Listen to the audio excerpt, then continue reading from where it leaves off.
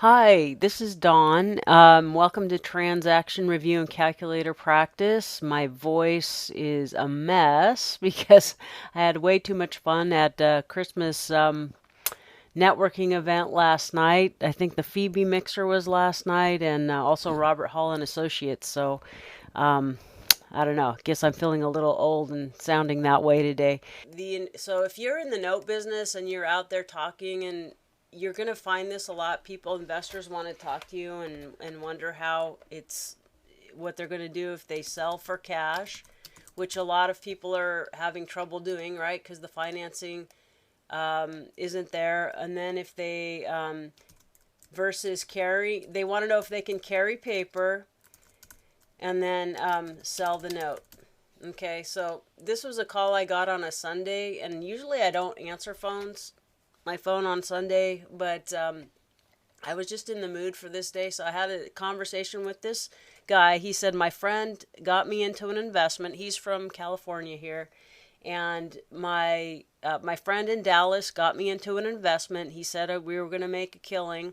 So here's what happened. He bought the investment property for I think he bought it for something like 90,000. Okay, and then rehab. Oops. Probably put another. What did he say? I think he said 20,000 into it. So now he's into it for 110, and now he's got an offer on terms, right, for 120, but the guy only has a down payment of $10,000. Okay, so then he was being asked to carry $110,000 note, and he wanted to know if he could he sell it for 100,000. He was hoping he'd just take, a very small discount, like a 10% discount.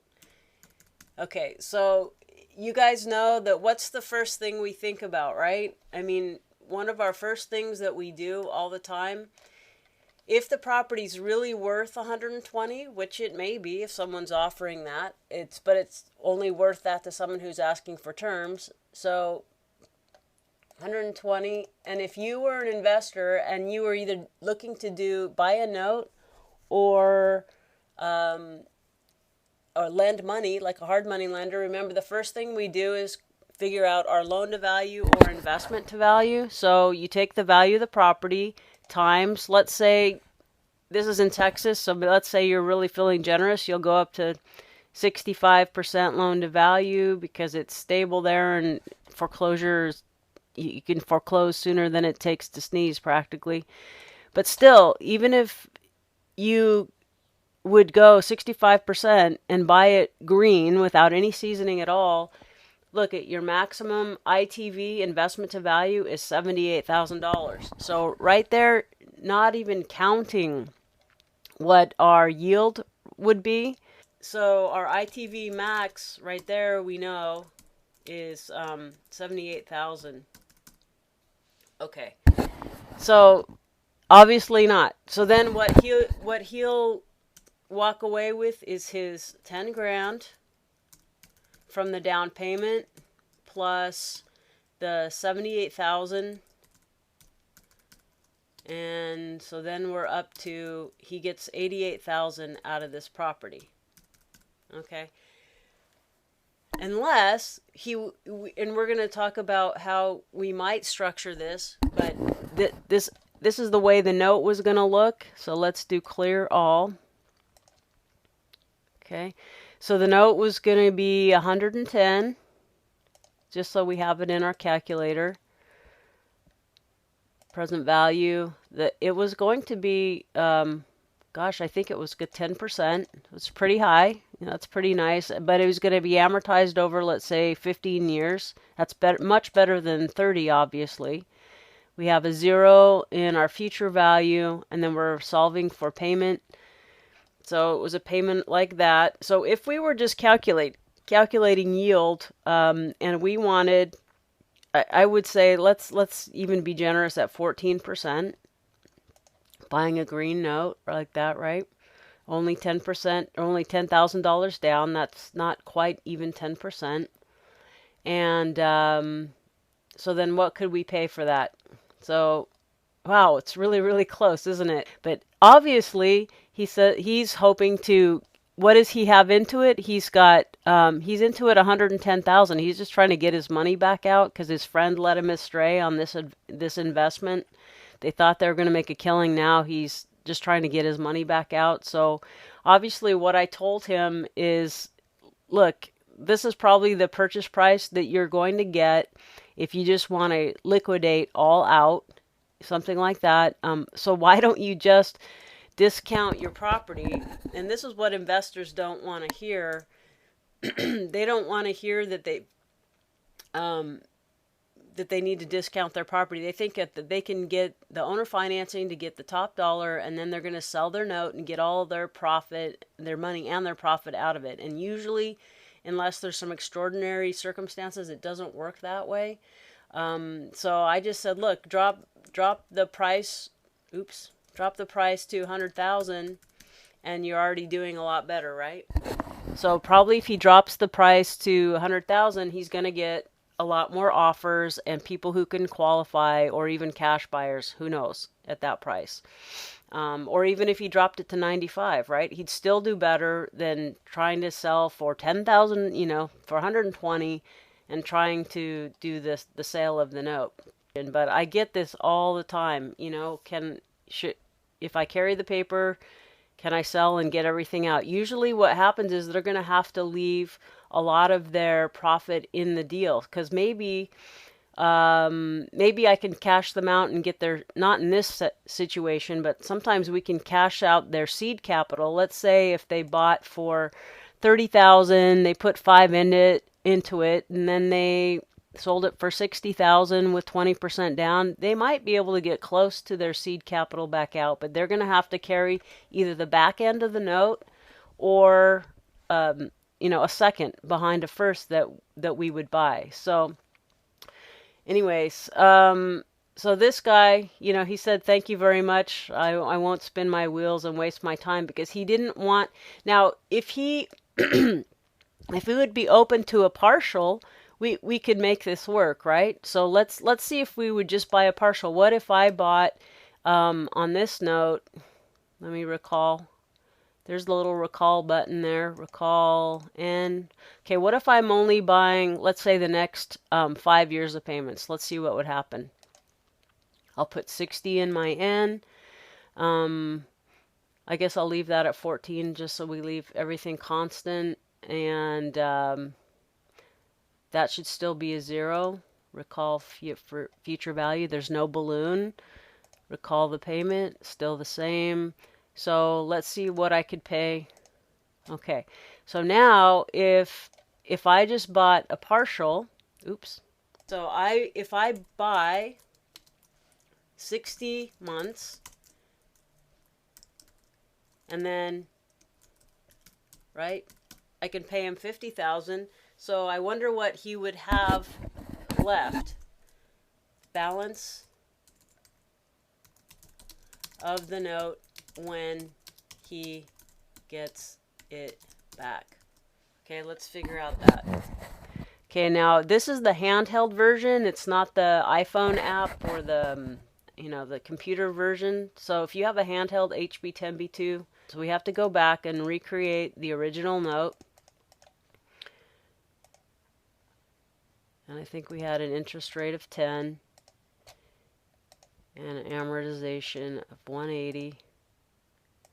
Okay, so 1 input, 60 shift, amortization. Now I go over, and the balance at that time, okay, when he gets it back, it'll be let's call it 89.5, just to be easy. Okay, so the total he'd get for his note was the down payment of 10,000 plus 50,000 for giving up 5 years, plus he'll still have a balance of 89. Well, let's call it 90. Okay, so what will he have there? 150, right? So that's, that's one thing that he could do. Or I could just say, look, I'll buy it every 5 years for 3 times, right? 50,000 plus, and then in 5 years I'll give you another 50,000, and then another 5 years I'll give you another 50,000, something like that. It works out pretty similar, and obviously, depending on your yield requirement, these numbers would change. Okay, so anyway, if he's willing to leave, if he can be happy taking his 50 or 60,000 out of the deal and leaving the rest in there, then he could definitely, do well. Otherwise, it's just better for him to sell for all cash. Here's another really typical type of deal. This is a hard money lender. And what he's realizing is that a lot of his guys that borrow money from him, he's been lending them 90% of ARV, which is after repair value, right? So after it's fixed up, it's worth that. But he lends them basically all purchase money plus all rehab money. So the investor, they don't even have their own money in this deal, but they're really good. So what they're doing is they're buying really similar to the numbers I said before. They're buying like these properties for 30,000. Let's say they're rehabbing. Let's even just call it 10,000. Okay, so now they're in it for 40,000, and the property value after repaired, let's just call it 60,000. Okay, in this particular deal, this is in Florida, which to me, the significance of that is just knowing that it's a mortgage state, and you have to consider the foreclosure time, and there's expensive insurance and stuff like that over there. But anyhow, so let's just say he wants to know, if I fund these guys, if I give them 40,000, can you come in with longer term money, and so that these guys can hold on to it, because the thing cash flows even if they're borrowing money at 12%. I don't know. They're still being able to pull off $200-300 a month, even if they're paying 10 or 12% financing. So he's going, can you come take it out? And of course, first thing I'm doing, ITV. For Florida, I don't like to go above 60%. So let's just do that super fast. Clear all. So if the property's worth 60,000, and I like properties that are investor properties and that the tenants pay the P&I and it cash flows strongly. I like those deals almost better than owner-occupant sometimes. So times 0.60, right? So I already know my max ITV is going to be, what was that? 36,000. And so, and the other thing I said, besides, I want to see that the owner, the investor who's now going to buy this from you, that he has skin in the game. Okay, so I said, I want to see that even if the numbers are solid all day long, and of course I wouldn't take their opinion for this value. I would order a broker price opinion, maybe 2 of them, because they come in different sometimes. And I would try to figure out and verify on my own that if I had to foreclose and take this property back, that it would all day long sell for this number, okay? Like within 30 to 60 days. That's what I would want to know. So I'm telling this guy, you've got to have your guys come in with at least, I said at least 15%, but better, something like 20% of a down payment. Okay, so I want some of their money in this deal. So, and he says, if we can work this out, then, and here's how he would create the note to those guys. He says, I can do 10 or 20 of these a month, and could you find homes for all those? And I said, I don't know. Maybe we can take one or two at a time. Because here's the deal. When you, gosh, I got so tired back in the 90s when I was really new in the note business. And supposedly there's all these institutional buyers. And they say, yeah, we're buying this, we're buying. And then when you find out they rarely ever close, a lot of times they weren't, they'd give you one number and then they'd have to come back and discount you, or they ended up making it an excuse, and come to find out a lot of these big buyers actually weren't buying that much paper, but they didn't want to lose their market share, so they kept pretending like they were buying. Anyhow, I just got really frustrated. So you never can go, okay, I'm going to talk to one of these big institutional buyers. I'm going to find out what the criteria is, and then don't count on that don't do 10 or 20 all at once, because what if they weren't, what if their policy guidelines changed from, the next week? So I always say try one or two, and I told him, and I'll buy one or two, and we'll see how it goes, and then I'll see if I can create a market for it with some of these funds or buyers or banks, whatever they are, that are buying this paper, and see if they really will close on it. And then if we can, then we can just create a pipeline and get them going up the line. But I said, first, I'll buy just one or two, and we'll see how it goes. And it's just so frustrating over the years, to try to find an institutional buyer that actually just closes on what they said that they would, or I don't know. We all know the market's changing all the time. Okay, so I'm going to try to wrap this up in 5 minutes. I'm really rambling. Okay, so here's how the deal would look if the property's worth. So let's say the hard money lender lends the guy the money for all of this, and then the guy wants to keep long-term financing. So if the value of the property is 60, and the guy puts in 20% of his own money, what's that going to be? Right? 60,000. I want a 20% investment. I would take 15. I want the guy to have 12,000 in it. That means there would be a note for 48,000.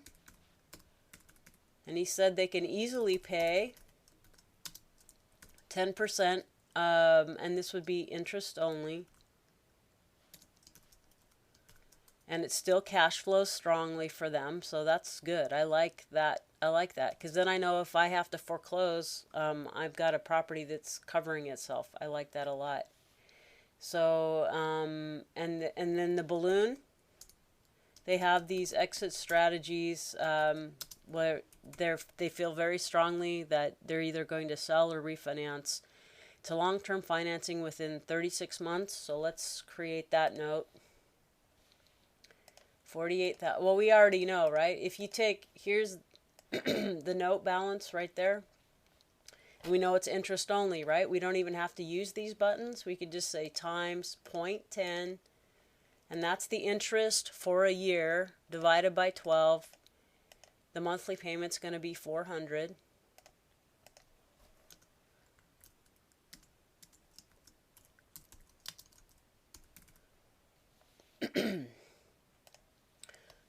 Okay, I'm just going to stick it in here anyway. Okay, but the balloon, if the loan amount's 48,000, but also the interest only means the balloon, the future value is also going to be 48,000. I'm going to make it into a negative number, stick it over here in future value. Let's see. Got that in there. We've got the interest rate at 10. and 36 payments, okay? So now I don't want, even if it's a really safe deal, I'd still told them, even so, like the lowest yield I'm gonna want on these things is 14, and that it might even have to season for 2 or 3 months at least to make sure things are going along right. So based on wanting, I don't know, let's just put 15 in there. 42,000. So if I bought this at a 15% yield, that means, that means I can pay about 42,000, right, for this note. Then I said, okay, but really, from a yield perspective, I could do that. But what we're going to have to do is create a first or a second, because we already said that my max ITV on this is 36,000. Okay, so what they're going to have to do is either have the guy come in with more money than 20%, or they're going to have to carry a piece of the balloon when it pays off. They're going to have to keep a partial. They won't get the rest of their money getting cashed out from this. Maybe they have to increase the closing costs, the origination fees that they charge these guys to cover the discount. There's all sorts of ways that they can bridge this gap. But when I'm having these conversations with these investors or hard money lenders who are trying to create private pipelines for stuff, I mean, I probably talk to 2 or 3 people like this a week, I would say. So there's a big question mark, and really there's so much diversity in what people are willing to do. I mean, I only have my opinion of what I like to buy and how I would structure things, but I'm just one private investor of many, many, many investors. I think I heard last night that 65% of the financing in the U.S. is coming from private parties, private institutions, things like that, not the bank, not the under FHA kind of stuff. So maybe you'd find someone who'd be real happy to take the 10% and just give them the whole 48,000. Maybe there would be someone who'd be willing to do that. But if I am going to be in the business, I've got to make a spread on my money, either whether I'm leveraging someone else's money and giving them 10% and I've got it under contract at 15, or whether I'm brokering it to a big fund who's happy with 12. I've got to have some way to make money in this. And then, I mean, frankly, for me, and you guys can do this too if you want, I'll do a little bit of over-the-phone stuff, but in terms of creating 2 or 3 templates that will work for these investors, like, okay, if you do this, then here's 3 different exit strategies that you might have, whether you do a full or a partial or a structured payment or something like that. I actually charge them money now because they just, over the years, have... Especially in my new note queenness years, I just spent so much energy and time with investors, and they thought that it just was worth my time was for free, because obviously they're going to bring me this massive pipeline of paper. That's always what they thought, but so rarely do they end up, number one, pulling off their idea, their scheme, even if they're very well-meaning and honest people. It just rarely happens. Or then you work them up and you help them figure it out, and then they find a funding source that they like better. So anyway, personally, for me, I charge $500 to just as a consultation fee to help them, come up with lots of different ideas that would be viable in the market from more than just me. I know that it would sell to other people as well easily. So anyway, any questions, comments? We're kind of at the end of it. Sorry we started off kind of clunky and slow. Anyway, okay, I really appreciate you guys. I hope this helped a little bit, and I will see you around next time. You guys have a good one. Bye-bye.